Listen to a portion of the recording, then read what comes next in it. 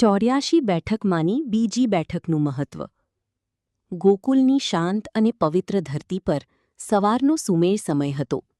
યમુનાજીનું પાણી ધીમે ધીમે વહેતું હતું અને સમગ્ર વાતાવરણમાં ભક્તિનો સુગંધ ફેલાયેલો હતો. એ જ સમયે મહાન સંત વલ્લભાચાર્ય ગોકુલમાં પધાર્યા.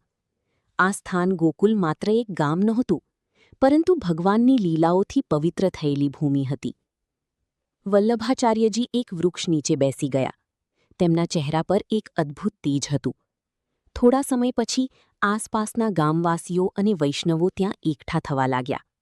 બધાના મનમાં એક જ પ્રશ્ન હતો: આ મહાન સંત અમને શું માર્ગ બતાવશે? વલ્લભાચાર્યજીએ શાંતિથી આંખો ખોલી અને મીઠી વાણીમાં શ્રીમદ ભાગવતની કથા શરૂ કરી.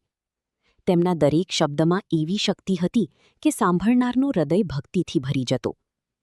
એક યુવાન ભક્ત, જે જીવનના સંઘર્ષોથી થાકેલો હતો, તે આગળ આવ્યો અને વિનમ્રતાથી બોલ્યો: મહારાજ, મને સાચો માર્ગ બતાવો.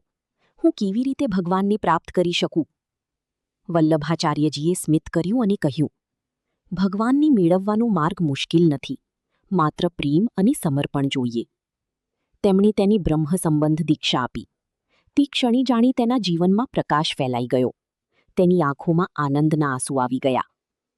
આ ઘટના પછી ગોકુલમાં ભક્તિની લહેર ફેલાઈ ગઈ.